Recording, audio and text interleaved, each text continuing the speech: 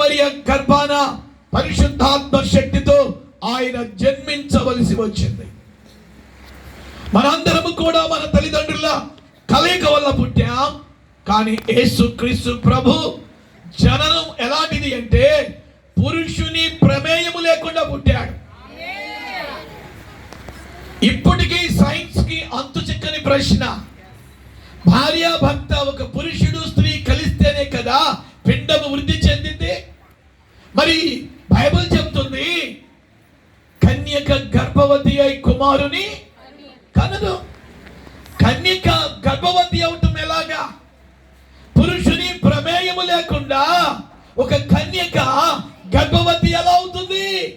Science కి అంతు చిక్కని ప్రశ్న, శాస్త్రజ్ఞులకు కూడా అంతు చిక్కని ప్రశ్న. ఏ దేవుడైతే ఆకాశమా కలుగన్నాడో, ఏ దేవుడైతే భూమి కలుగన్నాడో, వినాలి, ఏ దేవుడైతే సమస్తాన్ని తన నోటి మాటతో కలుగజేశాడో ఆ దేవునికి కన్యక గర్భములో నుండి బిడ్డను పుట్టించడం సాధ్యమా అసాధ్యమా? అనే చెప్పండి. హల్లెలూయా. ఆకాశమా కలుగంటే కలిగింది ఆకాశం, భూమి కలుగంటే కలిగింది భూమి.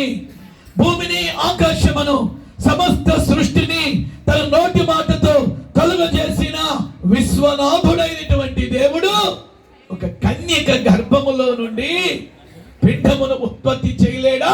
చేస్తాడు. కన్యక గర్భవతి అయి కుమారుని కనును, ఆయనకు ఇమ్మానుయేలను పేరు పెట్టబడను. పిల్లరా, యేసుక్రీస్తు జననాన్ని గురించి కొన్ని మాటలు ఈ రాత్రి నేను మీతో చెప్తాను. క్రిస్మస్ అనగా యేసు పుట్టుక లేదా క్రీస్తు పుట్టుక. ఆయన పిల్లరా ఎందుకు పుట్టవలసి వచ్చింది అనే దాని గురించి కొన్ని మాటలు చెప్పటానికి ముందు, పిల్లరా ఎలాగ మనం క్రిస్మస్ జరుపుకోవాలో ఆ మాటలు చెప్పటానికి ముందు ఒకసారి మీరు బైబిల్ తెరిచి చూడండి. పరిశుద్ధ గ్రంథములో నుండి లూకా సువార్త 2వ అధ్యాయము. The book of Luke chapter 2 verse 8 to 12. లూకా సువార్త 2వ అధ్యాయం 8 నుండి 12 వరకున్న మాటలు. మీరెవరు పోటీ పడొద్దు. ఇక్కడ అయ్యగారు మీకేం ప్రైజులు సిద్ధపరచలేదు. స్తోత్రం చెప్పండి. హల్లెలూయా. అయ్యగారు చదివే వాళ్ళకి ఏమైనా పోటీలు ఉన్నాయా? ప్రైజులు ఏమైనా ఉన్నాయా? ఎవరు పోటీ పడొద్దు. మీరు అట్లా పోటీ పడొద్దు. నేనే చదువుతాను, జాగ్రత్తగానండి. లూకా సువార్త 2వ అధ్యాయం 8 నుండి కొన్ని మాటలు. ఆ దేశములో కొందరు గొర్రెల కాపరులు పొలములో ఉండి రాత్రి వేళ తమ మందను కాచుకొనుచుండగా ప్రభువు దూత వారి యొద్దకు వచ్చి నిలచెను. ప్రభు మహిమ వారి చుట్టూ ప్రకాశించినందున వారు మిక్కిలి భయపడిరి. అయితే ఆ దూత, భయపడకుడి, ఇదిగో ప్రజలందరికీ కలుగబోవు మహా సంతోషకరమైన సువర్తమానము నేను మీకు తెలియజేయుచున్నాను. దావీదు పట్టణమందు నేడు రక్షకుడు మీ కొరకు పుట్టి ఉన్నాడు. నేడు రక్షకుడు మీ కొరకు పుట్టి ఉన్నాడు అనే మాట అండర్లైన్ చేసుకోండి. నేడు రక్షకుడు మీ కొరకు పుట్టి ఉన్నాడు. ఈయన ప్రభు అయిన క్రీస్తు. దానికి ఇదే మీ కానవాలు. ఒక శిశువు పొత్తి గుడ్డలతో చుట్టబడి ఒక తొట్టెలో పండుకొని ఉండుట మీరు చూచెదరని వారితో చెప్పాను. వెంటనే పరలోక సైన్య సమూహము ఆ దూతతో కూడా ఉండి సర్వోన్నతమైన స్థలములలో దేవునికి మహిమయు ఆయనకిష్టులైన మనుష్యులకు భూమి మీద సమాధానమును కలుగునుగాక అని దేవుని స్తోత్రము చేయుచుండిరి. స్తోత్రం చెప్పండి. హల్లెలూయా. నా ప్రియమైనటువంటి దేవుని బిడ్డలారా, ఈ చదువుకున్నటువంటి వాక్యములో పరిశుద్ధాత్మ దేవుడు యేసు పుట్టుకను గురించి భక్తుడైనటువంటి లూకా ద్వారా చాలా అద్భుతమైన విషయాలు రాస్తున్నాడు. పరిశుద్ధ గ్రంథం అనేటటువంటిది కల్పిత పుస్తకము కాదు, పుక్కిట పురాణము ఏమాత్రము కాదు. పరిశుద్ధ గ్రంథము అక్షరాల అది సత్య గ్రంథం. గ్రంథములో నిజమైనటువంటి సంగతులు, జరిగిన సంగతులు మాత్రమే పరిశుద్ధాత్మ దేవుడు లిఖించాడు. ఈ పుస్తకమును రాయటానికి పిల్లల 1500 సంవత్సరాల టైం పట్టింది. ఈ పుస్తకమును రాయటానికి 40 మంది భక్తులను, ప్రవక్తలను పరిశుద్ధాత్మ దేవుడు వాడుకున్నాడు. ఇది వాస్తవికమైనటువంటి గ్రంథం. అందుకే క్రైస్తవుడు ప్రతిరోజు బైబిల్ చదవాలి. శారీరకంగా నువ్వు తినే ఆహారము నీ ఒంటికి పట్టింది. ఆత్మీయంగా నువ్వు బలపడాలి అంటే ప్రతిరోజు బైబిల్ చదవాలి, ప్రతిరోజు గ్రంథాన్ని పఠించాలి. పిల్లల, ఈ లూకా సువార్త రచయిత డాక్టర్ లూకా. యేసుక్రీస్తు శిష్యుల్లో చాలా మంది ఉన్నారు, 12 మంది. ఈ లూకా అనేటటువంటి ఆయన ఒక వైద్యుడు.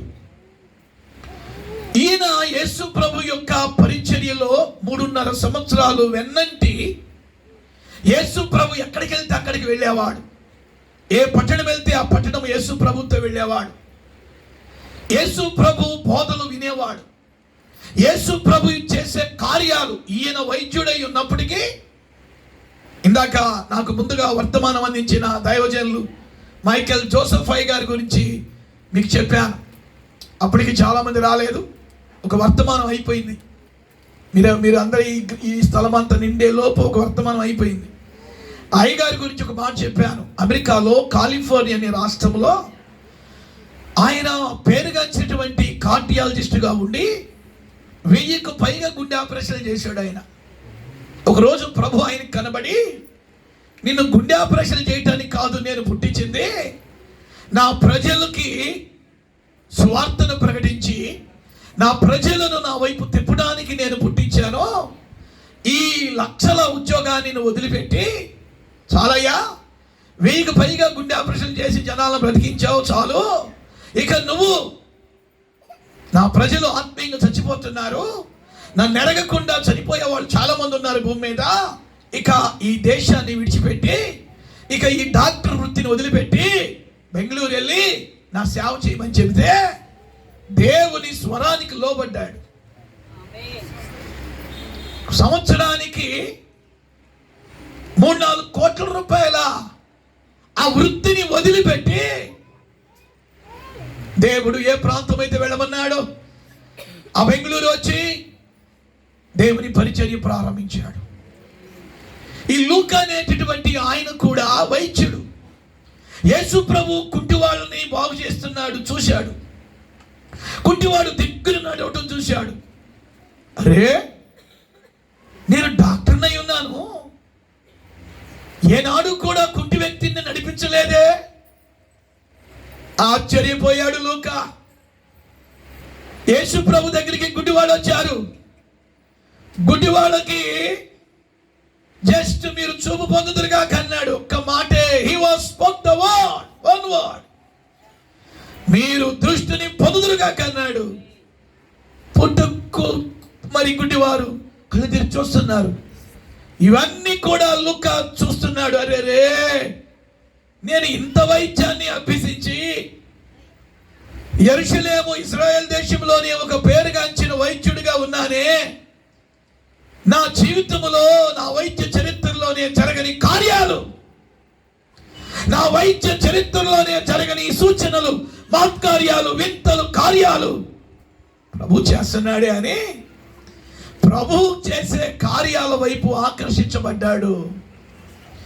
ప్రభువు మరణించేంత వరకు ప్రియులారా చరిత్ర చెప్తుంది ప్రభుని నమ్మకంగా వెంబడించాడు.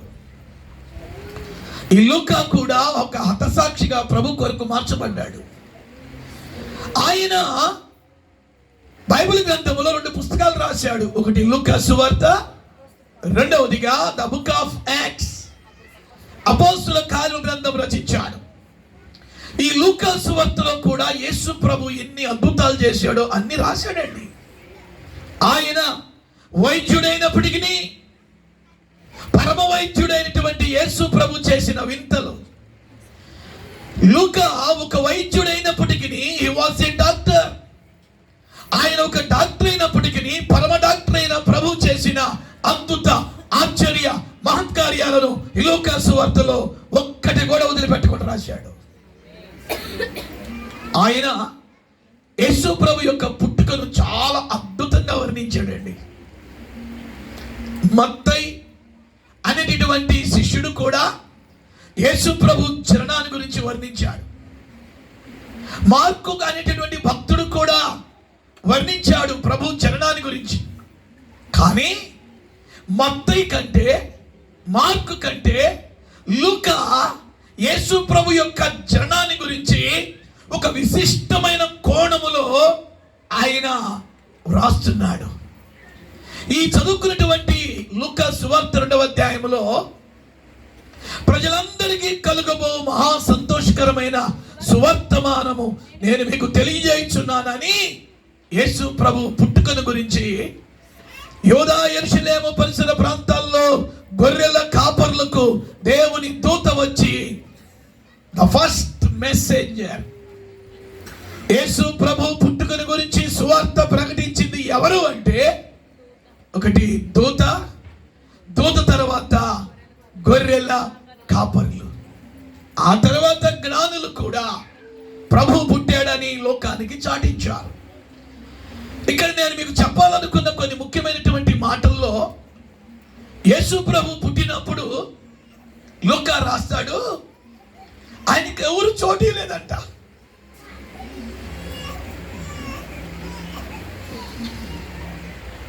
యేసు ప్రభు పుట్టినప్పుడు పిల్లల యెరూషలేము పరిసర ప్రాంతాల్లో ఎవరు కూడా నిండు చూలాలు, నిండు గర్భిణి మరియమ్మ గారు, ఆమెకు స్థలము ఎవరు కూడా ఇవ్వలేకపోయారట. నా పిల్లలు, నేను ఎందుకు ఈ మాట లేఖనాన్ని క్రోడీకరించి నేను మీతో మాట్లాడుతున్నాను అంటే, ఆయనకి ఆ దినాల్లో ఎవరు చోటు ఇవ్వలేదు. ఈనాడు కూడా చాలా మంది ఆయనకి చోటు ఇవ్వలేకపోతున్నారు. ఆయన ఏం కోరుకుంటున్నాడు? నీ ఆస్తిని కోరుకుంటున్నా. ఆయన ఏం కోరుకుంటున్నాడు? నీ హృదయాన్ని కోరుకుంటున్నాడు. నీ డబ్బు ఆయనకి అవసరం లేదు. భీమవరములో ఉన్నటువంటి సంగమా, దూరమున సమీపమున ఉండి నా మాటలు ఆలకిస్తున్నవారా, ఈ లైవ్ ద్వారా కూడా ఎందరైతే దేవుని వాక్యాన్ని వీక్షిస్తున్నారో వారందరితో పరిశుద్ధాత్మ దేవుడు మాట్లాడుతున్నాడు. నేను ప్రకటిస్తున్న దేవుడు ఒక కులమునకు చెందిన దేవుడు కాదు, ఒక మతమునకు చెందిన దేవుడు కాదు. యేసుక్రీస్తు ప్రభు ఈ భూమి మీదకి మతమును స్థాపించడానికి రాలే. ఆయన మానవాళి హృదయములో చోటుకి ఎదుగుతున్నాడు. ఈ భీమవరములో అప్ప చిన్నప్పర గారి తోటలో ఏ కుటుంబము నాకు చోటిచ్చిందా? ఏ బ్రదర్ నాకు చోటిస్తాడా? ఏ కుమార్తె చోటిచ్చిందా? ఏ తల్లి, ఏ తండ్రి తమ హృదయములో నాకు చోటిస్తారా అని ఈనాడు కూడా ఆయన వెతకని వారంటూ ఎవరు లేరు. ప్రతి కుటుంబం వైపు నా వైపు చూడాలి. ప్రతి కుటుంబం వైపు ఆయన ఎదుగుతున్నాడు. ఎవరైనా చోటిస్తారా అని, ఎవరైనా చోటిస్తారని ఆయన వెతుకుతున్నాడు. పిల్లరా, ఈ చిన్న అప్పారావు గారి తోటలో ఇదిగో ఆ చివరి దాకా ఉన్న వారు మాత్రమే ఆయనకు కనబడ్డారు. చప్పట్లు కొట్టండి గట్టిగా. చప్పట్లు కొంచెం గట్టిగా పెట్టుకొచ్చితే కొంచెం పెంచండి, చప్పట్లు పెంచండి. ఖరీదే కట్టాల్సిన పని లేదు కదా చప్పట్లకి. మీ చప్పట్లు ఎలాగోనియో చెప్పంటారా? ఆపండి ఆపండి. మీరేమనుకోకుండా మీ చప్పట్ల గురించి కామెంట్ చేస్తా. చప్పట్లు కొడితే ఎక్కడ చేతులు కందిపోతాయో. ఇప్పుడు గట్టిగా కొట్టండి చప్పట్లు. హల్లెలూయా, హల్లెలూయా. ప్రియమైనటువంటి దేవుని బిడ్డలారా, ఆయనకి ఆ దినమున చోటు ఇవ్వలేదు. ఈనాడు కూడా చాలా మంది ఆయనకి చోటిస్తారేమోనని ఆయన ప్రతి ఒక్కరిని వెతుకుతున్నాడు. చివరికి ఎవరో దయగలిగిన పుణ్యాత్ములు, అమ్మా మా ఇంట్లో చోటు లేదు కానీ మాకు గొడ్డల చావిడి ఉంది. ఏ చావిడి? గొడ్డలు, ఆ యొక్క గొడ్లు చావిడి ఉంది. ఆ యొక్క గేదెల చావిడి దగ్గరికి తీసుకుని వెళ్ళయ్యా నీ భార్యని. పిల్లరా, మరియమ్మ గారు ప్రభుని కనినప్పుడు పక్కనే కాన్పు చేయడానికి ఏ స్త్రీ కూడా లేదండి. ఎంత దీనమైనటువంటి జన్మ అయింది. పరలోకంలో ఉండాల్సిన ఆయన భూమి మీదకి వచ్చాడు అంటే ఆయన జననంలో ఎంత తగ్గింపు ఉందో మీరు ఆలోచన చేయాలి. పిల్లల ఆయన గురించి పౌలు అంటాడు, ఆయన దేవుడై ఉండి పరలోకములో ఉండాల్సిన గొప్ప భాగ్యాన్ని విడిచి భూమి మీదకు ఆయన దాసుని పోలికగా పుట్టాడు. సర్వమానవాళి ఎడల ఆయనకున్న ప్రేమ. నా పిల్లల ఆయనకి డెలివరీ చేయడానికి మరియమ్మ పక్కన ఎవరు లేరు, మీ అందరికీ తెలుసు. కానీ యోసేపే పిల్లరా అన్ని బాధ్యతలు వర్తించాడు. మొత్తానికి ఆయన పుట్టినప్పుడు ఇక్కడ కూర్చున్న మనందరం కూడా మన తల్లి గర్భంలో నుంచి బయటకు వచ్చినప్పుడు, మా తల్లి మనం కన్నప్పుడు పిల్లరా ఒక మంచి వస్త్రాన్ని కప్పుంటారు, లేదా మంచి జుబ్బా తొడిగుంటారు. అబ్బాయి అయితే జుబ్బాలు తొడిగుంటారు, అమ్మాయిలు అయితే గౌన్లు తొడిగుంటారు. కానీ యేసు ప్రభు పుట్టినప్పుడు బైబిల్ చెప్తుంది, పొత్తి గుడ్డలలో ఆయనను చుట్టి,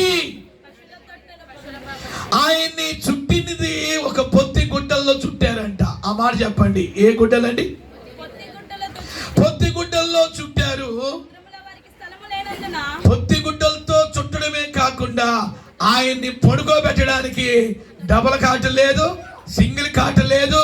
ఆయన ఎక్కడ పడుకోబెట్టారంటే లోకరక్షకుడికి పశువులు తాగే కుడితి తొట్టే ఉయ్యాలయ్యింది, పశువులు తాగే కుడితి తొట్టే పిల్లరా మంచం అయ్యింది. ఈరోజు మనం ఇంత గ్రాండ్గా సెలబ్రేషన్ చేసుకుంటున్నామే. చూడండి, మీ అయ్యగారు ఒక్కరోజు మీటింగ్కి మీరు ఎంత ఖర్చు పెట్టారో తెలుసా? మంచి టెంట్లు వేశారు, లైటింగ్ వేశారు, మంచి సౌండ్ సిస్టమ్ పెట్టారు, కీబోర్డు, ప్యాడ్, వాక్యం బోధించడానికి ఎక్కడో నెల్లూరు జిల్లా నుండి నన్ను ఎంతోమంది సేవకుల్ని ఈ స్థలానికి పిలిపించి యేసు పుట్టుకొని ఇంత గ్రాండ్గా సెలబ్రేషన్ చేసుకుంటున్నామే. కొంతమంది యేసు పుట్టాడని ఇంటి మీద స్టార్ పెడతారు. పిల్లలు రకరకాలుగా డెకరేషన్ చేస్తాం, మంచిదే, కాదంటలేదు. కానీ లోకరక్షకుడు ఆయన పుట్టినప్పుడు పిల్లరా ఆయన పుట్టాడని ఎవరు కూడా పైన స్టార్ పెట్టలా. ఆయన పుట్టాడని ఎవరు కూడా ఒక మంచి వస్త్రాన్ని తీసుకొచ్చి ఆయనకి తొడగలా.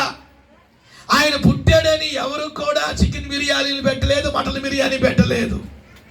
ఆయన పుట్టాడని ఎవరు కూడా ఎలాంటి డెకరేషన్లు చేయలేదు. ఆయన పుట్టుక ప్రారంభంలో ఆయన పుట్టినప్పుడు బైబిల్ చెప్తుంది, పొత్తి గుడ్డలలో ఆయనను చుట్టి పశువులు తాగే ఆ యొక్క తొట్టిలో ఆయన్ని పడుకోబెట్టారు. ఇక్కడ మీకు రెండు విషయాలు చెప్తా. పొత్తిగుడ్డలు అనే మాటకు అర్థం మీకు చెప్పాలి. పొత్తిగుడ్డలు అనే మాటకు హీబ్రూ గ్రీకులో ఒక చిన్న సంఘటన వారు రాశారు బైబిల్ పండితులు. పొత్తిగుడ్డలు అనే మాటకి నిర్వచనం ఏమిటి అంటే, ఏ గుడ్డల్లో ఆయన్ని పొడుగు గుడ్డలు ఆయనకు చుట్టారు అని బైబిల్ చెప్తుందంటే పొత్తిగుడ్డలు. ఈ పొత్తిగుడ్డలు అంటే ఏంటో మీరు వినాలి. యెరూషలేము పరిసర ప్రాంతాల్లో రైతులు ఉంటారు. మన ఆంధ్ర, తెలంగాణ, మన దేశంలో ఎలాగైతే రైతులు ఉంటారో, పొలం పని చేసేవాళ్ళు ఆ దేశంలో కూడా రైతులు ఉంటారు. ఆ రైతులకి పిల్లల ఎద్దులు ఉంటాయి. ఆ ఎద్దులను పొలానికి తీసుకెళ్ళి ఆ పొలములో పని చేయించేటప్పుడు, లేదా నైట్రాను రైట్ ఒక చిన్న మైక్ ఇస్తారా గారు? ఎట్లా ఉందో కాసేపు నాన్న, థ్యాంక్ యూ. అది తీసేనా? అదే ఆ యొక్క రైతు ఏం చేస్తాడంటే ఎద్దుల్ని పొలములో చేయించేటప్పుడు వాటి మీద కాడి పెడతాడు. ఏం పెడతాడు? వెనుకున్న వాళ్ళకి నా మాట అర్థమవుతుంటే ఒకసారి మీరు చేయి చూపించండి. బాగా వెనుకున్న వాళ్ళు, నా మాటలు మీకు అర్థమవుతుంటే వెనక బాగా అట్లీస్ట్ లీస్ట్ చివరున్నవాడు. రైట్, మీ దృష్టి అంతా వాక్యం మీద ఉండాలి. యేసు పుట్టాడు అని పండగ జరుపుకుంటున్నామే. ఆయన పుట్టినప్పుడు ఎలాంటి పరిస్థితుల్లో పుట్టవలసి వచ్చిందో మీరు వినాలి. ఆ రైతులు ఏం చేస్తారంటే ఎద్దులను పొలములో పని చేయించేటప్పుడు ఆ ఎద్దుల మీద కాడి పెడతారు. జాగ్రత్తగా వినండి, ఇది కాడి అనుకోండి. ఈ కాడి పెట్టినప్పుడు అవి దున్నుతా ఉంటే, అవి పని చేస్తా ఉంటే పొలములో వాటి మెడ మీద పెట్టబడ్డ ఆ కాడి రాపిడి వలన ఎద్దులు మెడ మీద నుండి రక్తం కారుతా ఉండింది. నేను ఒక బైబుల్ స్కాలర్ కాబట్టి మా బైబిల్ కాలేజీలో చరిత్ర మేము వాళ్ళకి చెప్తాం. పొత్తిగుడ్డలు అనే మాటకి అర్థం మీకు తెలియాలి. పిల్లరా, ఆ ఎద్దులు మీద పెట్టబడ్డ కాడికి రాపిడి వలన, దేని వలన చెప్పండి? రాపిడి వలన ఆ మెడ మీద ఉన్నటువంటి ఆ కాడి నుండి రక్తము స్రవిస్తా ఉండింది, రక్తం కారిపోతా ఉండింది. అప్పుడు రైతు ఏం చేస్తాడంటే తన దగ్గర ఉన్నటువంటి ఒక పాత వస్త్రాన్ని తీసుకుని ఆ యొక్క ఎద్దు మెడ నుండి కారుతున్న ఆ రక్తాన్ని ఏం చేస్తాడంటే తుడుస్తాడు. తుడిచి దానికి ఏ పసుపో ఏ ఒలివ నూనె ఏదో మొత్తానికి దానికి సంబంధించిన వైద్యం అంతా చేసి ఆ గాయం మానటానికి సాయంత్రం పూట ఇంటికి ఎద్దుల్ని తీసుకొస్తూ ఏ రక్తపు మరకలను తుడిచాడో ఆ మరక పడినటువంటి వస్త్రములను పొలంలో పరయుడు. ఎద్దులతో పాటు సాయంత్రము ఆ యొక్క ఎద్దులు చావిడి దగ్గరికి తీసుకొచ్చి ఎద్దుల్ని చావిడిలో కట్టేసి ఈ రక్తపు మరకలను తుడిచాడే, ఎద్దు రక్తపు మరకలను తుడిచాడే, ఆ రక్తపు మరకల్ని ఆ యొక్క ఎద్దుల సావిడిలో పెడతాడు. స్తోత్రం చెప్పండి. థ్యాంక్ యూ నాన్న, గాడ్ బ్లెస్ యు. వెళ్ళకొచ్చు. ఎద్దుల చావిడిలో పెడతాడు. ఎద్దుల చావిడిలో పెట్టినప్పుడు పిల్లరా, ఆ యొక్క మరియా ప్రభువుని కన్నప్పుడు బైబిల్ చెప్తుంది, పొత్తి గుడ్డలలో చుట్టి కప్పడానికి టవల్ లేదు. లోక రక్షకుడు పుట్టినప్పుడు కప్పడానికి డ్రెస్ లేదు, తొడగటానికి చందన బ్రదర్స్ డ్రెస్ లేదు, బొమ్మన బ్రదర్స్ డ్రెస్ లేదు. భీమవరంలో ఇంకా షాపింగ్ మాల్స్ పేర్లు చెప్పాలంటే ఇక మీ తర్వాతే. స్తోత్రం చెప్పండి. హల్లెలూయా. పిల్లరా, ఆయనకి ఏ షాపింగ్ మాల్ నుండి కూడా డ్రెస్సులు ఎవరు తేలేదు. ఈరోజు ప్రపంచంలో ఆయన పుట్టుకను గ్రాండ్గా సెలబ్రేషన్ చేసుకుంటున్నాం, మంచిదే. కానీ ఆ లోకరక్షకుడు పుట్టినప్పుడు కనీసం ఆయనకి కప్పడానికి ఎవరు కూడా వస్త్రాన్ని ఇవ్వలే. లోకరక్షకుడు పుట్టినప్పుడు పొత్తిగుడ్డల్లో ఆయనను చుట్టి, ఆ పొత్తిగుడ్డలు ఏంటో మీకు అర్థమయ్యింది. ఎద్దుల రక్తపు మరకలను తుడిచిన వస్త్రమును లోకరక్షకుడుకు చుట్టారు.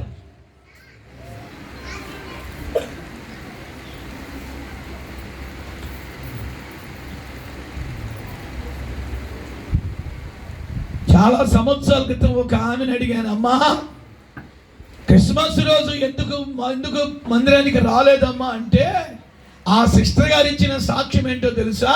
అయ్యారండి, నేను కోరినంత ఖరీదుతో మా ఆయన డ్రెస్ తీయలేదండి. ఏదో 3-4 ఎక్స్పెక్ట్ చేసిందంట, మంచి పొట్టు చీర. ఆ పొట్టు చీర తీసినందుకు చర్చి మానేసిందంట. నేను అప్పుడు అన్నాను, అక్క మీ ఆయన పొట్టు చీర తీసిలేదని నువ్వు మందిరం మానేవు. లోకరక్షకుడు పుట్టినప్పుడు ఆయన ఒంటి మీద కప్పడానికి సరైనటువంటి వస్త్రము కూడా లేనే.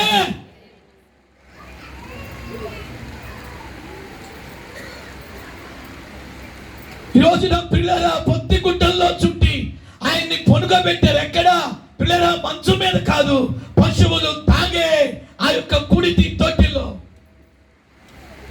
కుడి తొట్టి ఎంత కంపు కొట్టిందండి? ఆ కంపు కొట్టే తొట్టిలో ఆయన్ని పొడుగబెట్టారు. దీని ఆత్మీయ అర్థం ఏంటో తెలుసా?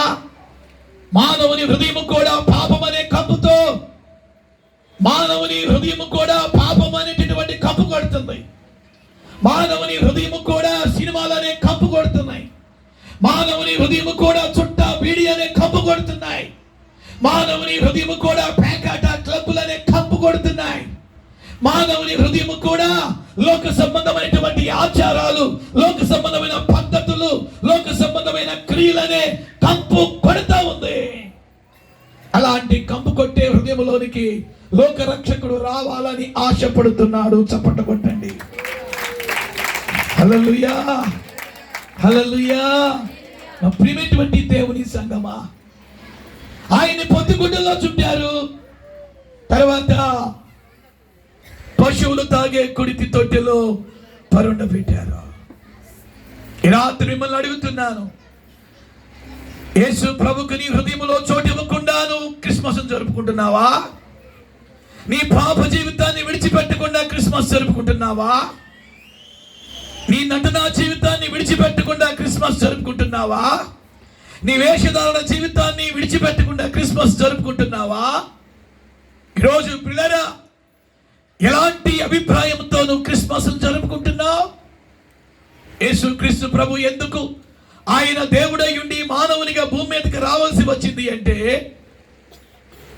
తెగిపోయిన దేవునితో తగిన మానవ సంబంధాన్ని తిరిగి కట్టడానికి ఆయన వచ్చాడు. ఏదెను వనములో ఆదాము అవ్వలు ఆజ్ఞను అతిక్రమించి తినకూడదన్న పండుని తినటం బట్టి, ఆజ్ఞ అతిక్రమమును బట్టి, పాపము చేయటం బట్టి, దేవునికి అవిధేయులు అవటం బట్టి పిల్లరా, ఆది దంపతులు దేవునితో సంబంధాన్ని తెగొట్టుకున్నారు. తెగిపోయిన మానవ సంబంధాన్ని మరలా తిరిగి పునర్నిర్మించడానికి కడపటి ఆదాముగా పిలువబడుతున్న ప్రభువైనటువంటి క్రీస్తు ఆయన దేవుడయ్యుండి నరావతారిగా కన్య మరియ గర్భాన జన్మించవలసి వచ్చింది. స్తోత్రం చెప్పండి. హల్లెలూయా, హల్లెలూయా. రెండవదిగా యేసుక్రీస్తు ప్రభు ఎందుకు ఆయన పుట్టవలసి వచ్చింది భూమి మీద అంటే, నరకము నుండి తప్పించడానికి. పిల్లరా, నరకం అనేది ఒకటి ఉంది. పిల్లరా, స్వర్గము అనగా పరలోకము ఎలాగుందో నరకము కూడా అలాగే ఉంది. యేసు ప్రభు చెప్పిన ఉపమానాల్లో ధనవంతుడు లాజరు ఉపమానం మనందరికీ తెలుసు. ధనవంతుడు ఇంటి వాకిట ఆ బల్ల మీద పడుతున్న రొట్టె ముక్కలు తిని లాజరు చనిపోయి దేవదూతల చేత అబ్రహాము రొమ్మున ఆనుకున్నాడు. ఆ తర్వాత ధనవంతుడు కూడా చనిపోయాడు. అతడు పాతాళములో వేదన పడుతున్నాడు. ధనవంతుడికి ఎక్కడికి వెళ్ళిన తర్వాత తెలిసింది పాతాళము నరకం అనేది ఉందని. చచ్చిపోయిన తర్వాత, ఆ మాట చెప్పండి, ఏం పోయిన తర్వాత? బ్రతికున్నప్పుడు అమ్మా యేసుప్రభు నమ్మకండి అంటే ఒక్కడనే. యేసుప్రభు నమ్మకుండయ్యా అంటే ఇది మత ప్రచారం అంటారు. యేసుప్రభు నమ్మకుండయ్యా అంటే మీరు మతాన్ని ప్రకటిస్తున్నారా అంటాడు. నేను చెప్పాను కదా, నేను పుట్టు క్రైస్తవుని కాదు.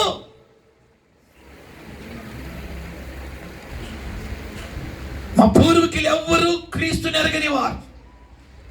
భయంకరమైనటువంటి మాంత్రిక వంశం మాది. అలాంటి వంశానికి క్రీస్తు పరిచయం అయ్యాడు. ఈ రాత్రి నా పిల్లలు చాలా మంది అంటారు, యేసు క్రీస్తుని నమ్ముకుంటేనే నా మోక్షం. యేసు ప్రభు చెప్పారు, I am the way, I am the truth, I am the life. ప్రభు చెప్పారు, నేనే మార్గమును, నేనే సత్యమును, నేనే జీవమునై ఉన్నాను. నా ద్వారా తప్ప ఎవడనో మోక్షానికి, స్వర్గానికి వెళ్ళటానికి ఓన్లీ వన్ ఆప్షన్. పరలోకానికి చేరుకోవడానికి only one option. That option name is Jesus. స్తోత్రం చెప్పండి. హల్లెలూయా. పిల్లరా, ఆయన ఎందుకు ఈ లోకానికి వచ్చాడు అంటే, త్వరగా నేను ముగిస్తున్నాను. ఒక 5 minutes నాకు సమయం అయిపోయింది, వాక్య సమయం అయింది. ఆయన నరకమును తప్పించడానికి ఆయన వచ్చాడు. మూడవదిగా ఆయన ఎందుకు వచ్చాడు అంటే, పిల్లరా, మానవుని పాపములను క్షమించడానికి ఆయన వచ్చాడు. స్తోత్రం చెప్పండి. హల్లెలూయా.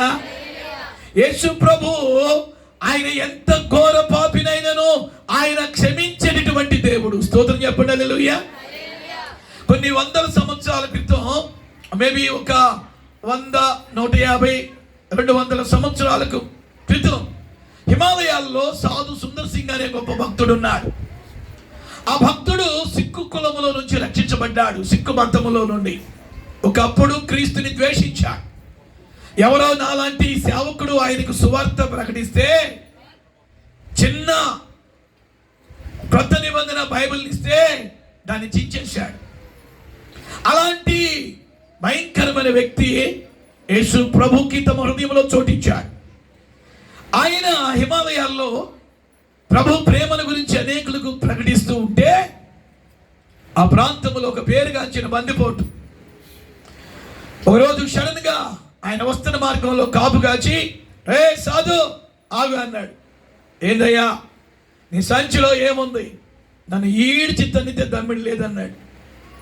నేను సాధువునయ్యా, నేను ప్రభువుని గురించి, ప్రభు సేవకుడిని, ప్రభు గురించి ప్రకటించేవాడు, నా దగ్గర ఏముంటాయి?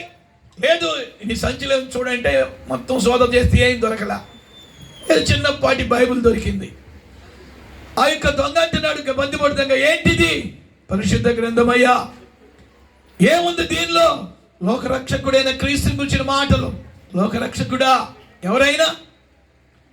అప్పుడు ఆ దొంగ అడిగిన ప్రశ్నకు ప్రభు ఎవరో, యేసు ప్రభు ఎందుకు పుట్టవలసి వచ్చిందో, యేసు ప్రభు ప్రేమేంటో, యేసు ప్రభు సిలువ త్యాగమేంటో, యేసు ప్రభు ఎందుకు సిలువ మీద ప్రాణం పెట్టి రక్తం కాచి చనిపోయి తిరిగి లేవలసి వచ్చిందో, యేసు ప్రభు ఎందుకు త్వరగా రాబోతున్నాడో, యేసు ప్రభు నమ్ముకుంటే ఏం జరిగిద్దో, యేసు ప్రభు నమ్మకపోతే ఏం జరిగిద్దో అన్ని విషయాలు చెప్తా ఉన్నాడు. యేసు ప్రభు ప్రేమను గురించి మాట్లాడుతూ ఉంటే గొంతు మీద కత్తి పెట్టిన వాడు మోకాళ్ళ మీద పడ్డాడు. మోకాళ్ళ మీద పడి చిన్న పిల్లవాని వలె ఏడవటం ప్రారంభించాడు. చిన్న పిల్లవాని వలె ఏడవటం ప్రారంభించాడు.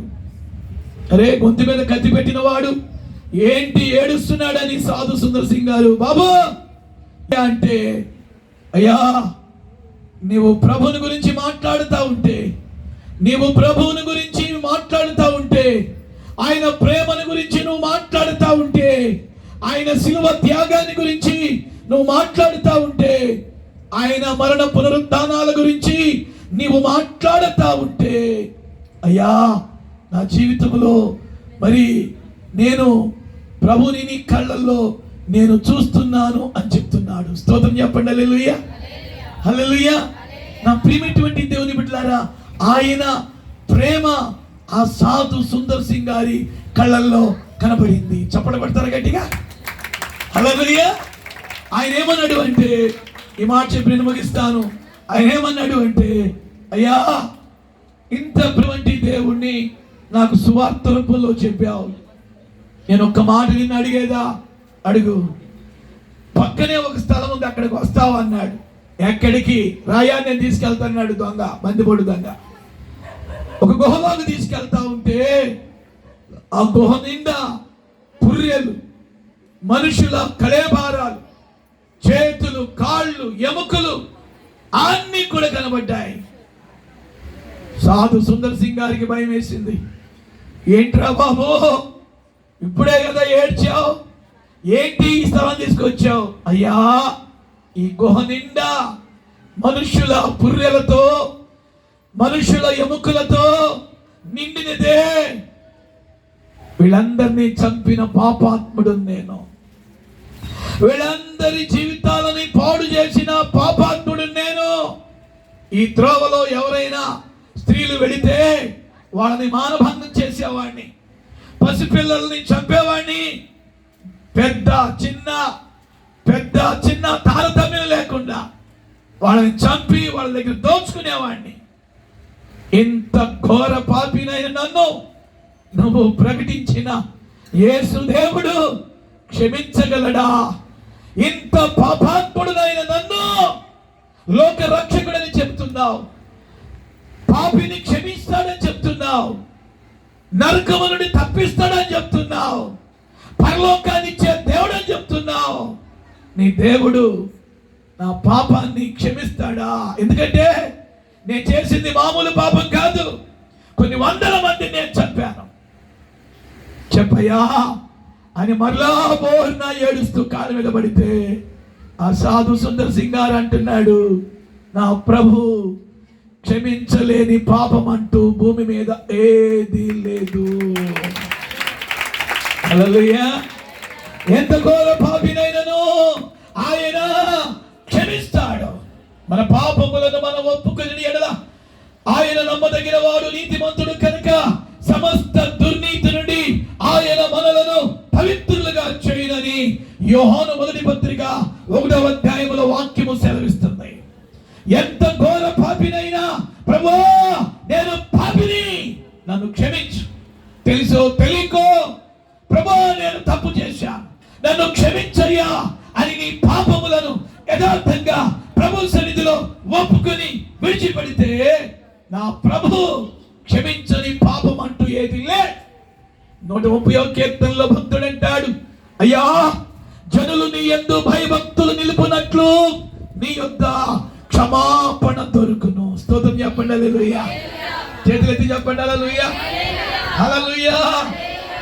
ఆయన దగ్గర క్షమాపణ దొరుకును. ఈ మాటలన్నీ సుందర్ సింగ్ గారు, సాధు సుందర్ సింగ్ గారు ఆ బందిపోటు దొంగలు చెబితే ఆ దొంగ యేసు ప్రభుని తన హృదయంలోనికి చేర్చుకున్నాడు, మారు మనసు పొందాడు, బాప్తిస్మం తీసుకున్నాడు. ఆ పంజాబ్ పరిసర ప్రాంతాల్లో ఒక గొప్ప సువార్థికుడుగా వాడబడ్డాడు. చప్పట్లు కొట్టండి గట్టిగా. ఆకలేస్తుందా? స్తోత్రం చెప్పరే, కొంచెం గట్టిగా చెప్పండి. ముగించండి అయ్యగారన్న వాళ్ళు చేయొద్దండి. మీకు లోపల ఉన్నా కూడా మీరు అనరు. స్తోత్రం చెప్పండి. ఒక వ్యక్తి జీవితాన్ని మార్చేది దేవుని వాక్యం. ఒక వ్యక్తిని దేవునికి తట్టు తిప్పేది వాక్యం. ఒక వ్యక్తి బ్రతుకుని మార్చేది వాక్యం. ఒక వ్యక్తిని ప్రభువులోనికి నడిపించేది దేవుని యొక్క వాక్యం. నా సాక్ష్యం చెప్పాను కదా, 1995వ సంవత్సరం సెప్టెంబర్ 25న నాకు ప్రభు మాటలు వినబడకపోతే నేనేమైపోదును? నీ ప్రేమే చూపపోతే నేనేమైపోదును? నీ కృపయే లేకపోతే, నీ ప్రేమే చూపకపోతే, చెప్పట్లో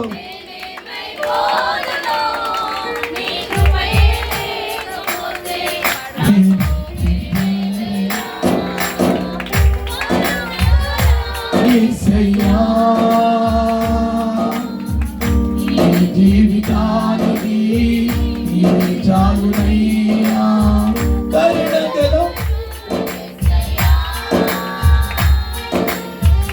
ఈ జీవితానికి నీవే చాలునయ్యా. నీ ప్రేమే చూపకపోతే నేనేమై, చెప్పండి, నీ కృపయే లేకపోతే, గట్టిగా, నీ ప్రేమే చూపకపోతే అందరూ లేచి నిలబడండి. చూపకపోతే నేనేమైపోదును? నీ కృపయే నీ ప్రేమే చూపకపోతే నేనేమైపోదును? నీ కృపయే, నీ ప్రేమే చూపకపోతే నేనేమైపోదును? అందరూ చప్పట్లు కొట్టాలి.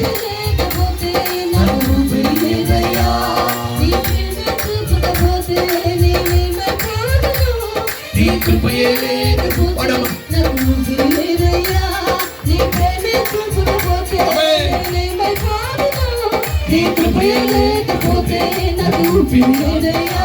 నీ ప్రేమే చూపకపోతే నేనేమైపోదును?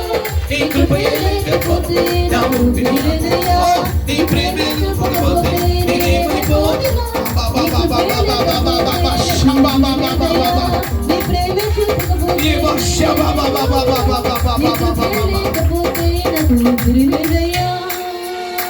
కరుణగల యేసయ్యా, ఈ జీవితానికి చేతులెత్తి అందరం నీవే చాలునయ్యా. కరుణగల యేసయ్యా,